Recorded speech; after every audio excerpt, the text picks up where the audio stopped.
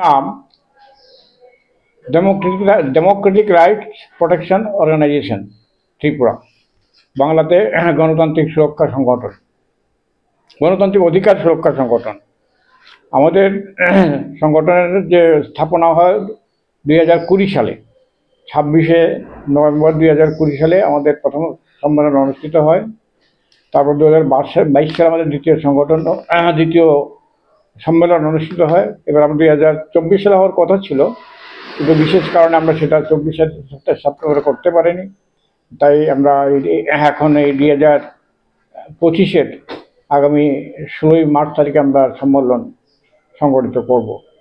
তো এই সংগঠন, আমাদের যে সংগঠনের প্রত্যেকটি আপনার অনুষ্ঠান, বিশেষ করে যে সংবিধানের যে অধিকারগুলি আছে সেগুলি নিয়ে আলোচনা এবং হিউম্যান রাইটস সম্পর্কিত আলোচনা সম্বলিত বিশিষ্ট অনেকগুলি অনুষ্ঠান আমরা করি। বিশেষ করে হিউম্যান রাইটস ডে, যেটা international human rights day on 10th December, সেই দিনটি আমরা পালন করি। হয় হল সভার মাধ্যমে অথবা মিছিলের মাধ্যমে আমরা করে থাকি, এবং 2021 সাল, 22 সাল এবং 23 সালে আমরা সেই অনুষ্ঠানগুলো আমরা করেছি। আমাদের মূল উদ্দেশ্য হচ্ছে যে জনসাধারণকে তাদের অধিকার সম্পর্কে, গণতান্ত্রিক এবং হিউম্যান রাইটস অধিকার সম্পর্কে তাদের শিক্ষিত করে তোলা, তাদের এবং এই সম্পর্কে অনেক অনুষ্ঠান আমরা করি। আর বিভিন্ন যে সমস্ত গণতান্ত্রিক অধিকারের উপর বা মানবাধিকারের উপর যখন আক্রমণ আসে, বিশেষ করে রাষ্ট্রযন্ত্র কর্তৃক, তখন আমরা তার বিরুদ্ধে প্রতিবাদ সংগঠিত করি। প্রেস বিবৃতির মাধ্যমে অনেক সময় সেই সমস্ত ঘটনাস্থল আমরা পরিদর্শন করে কর্তৃপক্ষের দৃষ্টি আকর্ষণ করে এবং তার যে প্রতিকারের ব্যবস্থা গ্রহণ করার জন্য আমরা চাপ দেওয়ার চেষ্টা করি। তো এছাড়াও আমরা বিভিন্ন সমাজ সেবামূলক কাজ করি। আপনারা জানেন যে 2020-21 সালে আপনার কোভিড-19 যে আপনার মহামারী দ্বারা আক্রান্ত হয়েছিল আমাদের দেশ এবং রাজ্য। সেই সময় আমরা চিফ মিনিস্টার রিলিফ ফান্ডে চাঁদা সংগ্রহ করে 71,000 টাকা আমরা করি। এছাড়াও যারা নাকি আপনার কোভিড-19 মহামারীতে আক্রান্ত, তাদের আমরা রিলিফ দিই। আর বিশেষ করে আমাদের একজন প্রেস কর্মী ছিলেন, তাদের আপনার হয়তো চিনবেন, তন্ময় চক্রবর্তী। উনি আমাদের সংগঠনের সাথে যুক্ত ছিলেন। উনি অকালে মৃত্যুবরণ করেন এবং তার যে পরিবারকে বা চিকিৎসার সময় আমরা তার অর্থ সাহায্য করি, এবং তার যে ছাত্রশান্তি উপলক্ষে আমরা কিছু অর্থ সাহায্য করেছি। সেই পরিমাণটা প্রায় 56,000 টাকার মতো আমরা করেছি। তারপরে এই যে বিভিন্ন আপনার যে হয়, এই যে আপনারা জানেন যে ত্রিপুরাতে যে নির্বাচন আগে এবং পরে একটা সমাজের উপরে বিভিন্ন আপনার আঘাত আসে। বিশেষ করে নির্বাচনগুলো কখনো সুষ্ঠুভাবে হয় না।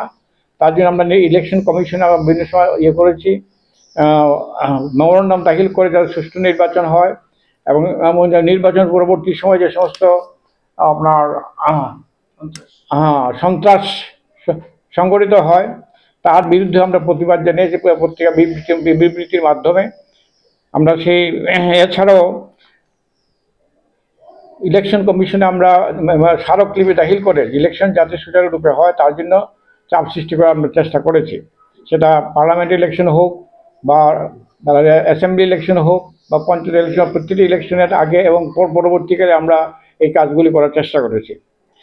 এছাড়াও আপনারা জানেন 1921 সালের অক্টোবর মাসে বাংলাদেশে একটা যে ধর্মীয় সংখ্যালঘুদের উপর আক্রমণ হয়েছিল, ওখানে বিরাট টেনশন আমাদের রাজ্য তৈরি হয়েছিল। সেই সময় আমরা বাংলাদেশ মিশনের কাছে আমরা স্মারকলিপি প্রদান করি, এবং বাংলাদেশে যাতে সংখ্যালঘুদের উপরে আক্রমণ না হয় তার জন্য সেই দেশের সরকারের উপর যাতে চাপ সৃষ্টি করা হয়, সেই সম্পর্কে আমরা একটা স্মারকলিপি আপনার পেশ করেছি।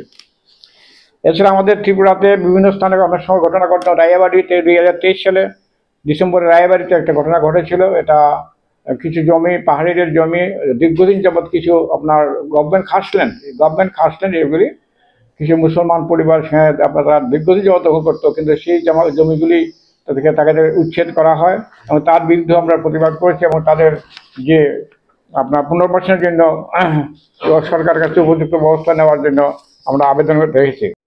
যে রাষ্ট্রের তিনটা স্তম্ভ আছে, আপনারা জানেন যে লেজিসলেচার, এক্সিকিউটিভ এবং জুডিশিয়ারি, কিন্তু আরেকটি স্তম্ভ আছে, সেটা হচ্ছে সবচেয়ে গুরুত্বপূর্ণ, সেটা হচ্ছে আপনার প্রেস এবং মিডিয়া। কাজেই আপনাদের ভূমিকা সমাজে অত্যন্ত গুরুত্বপূর্ণ। আপনার সঠিক সংবাদ জনগণে পৌঁছে দেওয়ার জন্য এখনও আপনার ইলেকট্রনিক এবং প্রেস মিডিয়া গুরুত্বপূর্ণ স্থান গ্রহণ করে আছেন। যে আমাদের কাছে আবেদন যে আমাদের কার্যকলাপগুলো আমরা সঠিকভাবে জনগণের সামনে তুলে ধরবেন। তো এই হচ্ছে মূল কথা যে আমরা এখানে, আমি তো প্রেসিডেন্ট হিসেবে আছি, আমাদের যে অধিকার সুরক্ষা সংগঠনের প্রেসিডেন্ট আমি দিলীপ কুমার দাস চৌধুরী।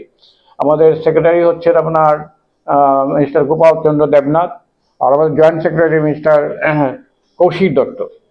আমাদের এই সংগঠনের বিভিন্ন পেশার সংবিধানে লিপিবদ্ধ আছে। সংবিধানের ৩য় অনুচ্ছেদে আপনার মৌলিক অধিকারের কথা বলা আছে, সেখানে আপনার ইকুয়ালিটি বিফোর ল, মানে ইকুয়াল অপরচুনিটি অফ ল। তারপরে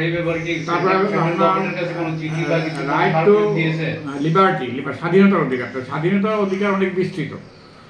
রাইট টু লিবার্টি যেটা আছে, স্বাধীনতার অধিকার অনেক বিস্তৃত। আপনারা যে আজকে সরকার সংক্ষেপে বলুন আমার কথাটা, আমার সিম্পল প্রশ্ন। সংবিধানের অধিকার নিয়ে আপনি বললেন কথাটা যে আলোচনা হবে, আজকে কি সংবিধানের অধিকার কি সুরক্ষিত? বিরোধী দলগুলি সম্পূর্ণ সুরক্ষিত নয়, একদম অসুরক্ষিত আমি বলবো না, কিন্তু সম্পূর্ণ সুরক্ষিত নয়। কারণ হচ্ছে আজকে ধরুন আজকে যে সমস্ত প্রকল্প, সরকার উন্নয়নমূলক প্রকল্প আছে, সেই উন্নয়নগুলোকে আমরা সমর্থন করি, কিন্তু এই উন্নয়নমূলক যে আমরা এই সম্পর্কে কোনো কিছু দেয়নি। আমরা শুধু দেখছি তার আগে আপনার যে রেগার কাজ সম্পর্কে তারা সমস্ত যে শ্রমিক, তারা রেগার কাজ পাচ্ছে না, তার মজুরি কম, আশা কর্মীদের যে আপনার সমাজে তাদের যে বিরাট ভূমিকা, কিন্তু তাদের যে মজুরি দেওয়া হচ্ছে সেই মজুরি তারা ঠিক মতো হয়, পরিমিত নয়। মানবাধিকার কি আজকে সুরক্ষিত? এইগুলো তো মানবাধিকারের মধ্যেও পড়ে, যেমন right to work. Right to work তো হিউম্যান রাইট। আপনি আরটিআই কি এখন করা যায়? অবশ্যই করা যায়, কিন্তু আমরা শুনলে অবাক হবে। ইনফরমেশন কি মানুষ পাচ্ছে? ইনফরমেশন পাচ্ছে, বিভিন্ন ডিপার্টমেন্ট ইনফরমেশন পাচ্ছে, কিন্তু অনেকগুলি। আমি যদি আপনাকে স্পেসিফিক মানে এভিডেন্স দেখাই যে আরটিআই এর জন্য প্রেয়ার করেছে, হয় 3 মাস 6 মাস হয়ে গেছে, ইনফরমেশন পায় না, এবং বিশেষ করে ইনফরমেশন কমিশন ফ্লেক্সিবল করে রাখা হয়েছে। এখানে কোনো ইনফরমেশন কমিশনার নেই, তো মানুষ যাবে কোথায়? আজকে আপনার কয়েক বছর যাবৎ ইনফরমেশন কমিশনে আপনার ইনফরমেশন কমিশনার নেই। তো মানুষ যে অভিযোগ নিয়ে যে তাদের পাচ্ছে না, যে ইনফরমেশন পাচ্ছে না, সেই অভিযোগ নিয়ে কোথায় যাবে? সেই স্থানটা তো নেই। আজ অভিযোগ করা বা আপিল করা, আপিলে, কারণ রাইট টু ইনফরমেশন অ্যাক্ট অনুযায়ী যদি কোনো ডিটি 1 মাসের মধ্যে কোনো তথ্য না পায়, তাহলে অ্যাপিলেট অথরিটির কাছে যেতে পারে। অ্যাপিলেট একটা বলে তো অথরিটি আছে, কিন্তু অ্যাপিলেট অথরিটি যদি তথ্য না দেয় নির্দিষ্ট সময়ের মধ্যে, তাহলে কমিশনে যাবে, কিন্তু কমিশনের তো কোনো অস্তিত্ব এখানে নেই।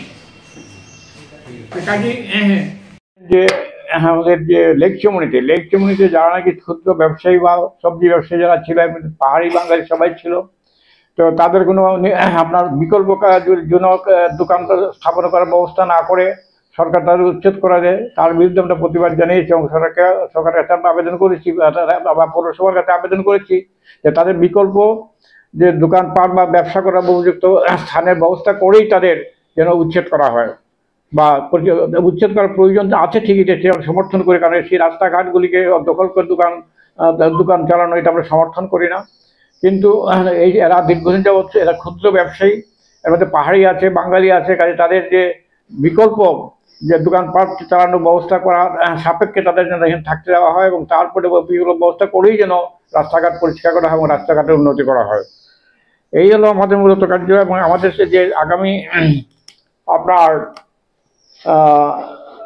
কনফারেন্স 16 মার্চ আমরা সেই কনফারেন্স, আমাদের ন্যাশনাল কনফারেন্স করব, সেই উপলক্ষে আমরা এবার একটা সেমিনারের আয়োজন করেছি। সেই সেমিনারটা হবে আপনার সাংবিধানিকতা এবং মানবাধিকার কর্মীদের কি ভূমিকা, মানবাধিকার কর্মীরা কি ভূমিকা নিতে পারেন, সাংবিধানিক যে অধিকারগুলি আমাদের আছে বা হিউম্যান রাইটসের যে সমস্ত অধিকারগুলি দেওয়া আছে সেগুলি মানুষ কীভাবে ভোগ করতে পারে এবং তার উপরে আক্রমণ আসলে তাকে কীভাবে প্রতিহত করা যেতে পারে সেই সম্পর্কে জনগণকে শিক্ষিত করার জন্য একটা আপনার সেই সেমিনারের মূল উদ্দেশ্য। এবং সেই সেমিনারের প্রধান বক্তা হিসেবে থাকবেন ওই উড়িষ্যা হাইকোর্টের প্রাক্তন প্রধান বিচারপতি সুভাষিস তলাবত, উনি আমাদের রাজ্যেরই লোক এবং এখানে আমাদের ত্রিপুরা হাইকোর্টে উনি ছিলেন। উনি একজন সজ্জন ব্যক্তি এবং শিল্পী মানুষও বটে। ওনার কাজেই ওনাকে আমরা আমন্ত্রণ করেছি এবং উনি রাজি হয়েছেন যে উনি এই আপনার সেমিনারে আসবেন এবং ওনার মূল্যবান বক্তব্য রাখবেন। এছাড়াও সেই সেমিনারে আপনারা চিনেন নিশ্চয়ই আমাদের ত্রিপুরা রাজ্যের যে কমিশন ফর ওমেন আছে তার এক সময় সভাপতি ছিলেন, চেয়ারপারসন ছিলেন এবং আপনার পূর্ণিমা রায় ওনাকে আমরা আহ্বান করেছি যে উনি যে তাদের মহিলাদের উপরে যে অধিকার সেই অধিকার কীভাবে সুরক্ষা করে আমরা করা যেতে সংরক্ষণ করা যেতে পারে এবং তাদের কি ভূমিকা নিতে হবে সেই সম্পর্কে আলোচনা করার জন্য। আর আমি ব্যক্তিগতভাবে আমিও সেখানে আলোচনা রাখবো। আপনারা জানেন আমি একসময় Tripura information commissioner, state information commissioner ছিলাম। আমার মনে আছে আমি সাংবাদিকদের নিয়েও একসময় আপনার এই সেমিনার করেছিল দুর্গাবাড়িতে, অনেক সাংবাদিক ছিলেন সেখানে, আপনারা ছিলেন কিনা আমি জানি না। তো আমরা সেখানে আমি তোলাপাত্র সাহেব এবং পীযূষ বিশ্বাস আমরা তিনজন সেখানে বক্তৃতা রেখেছিলাম।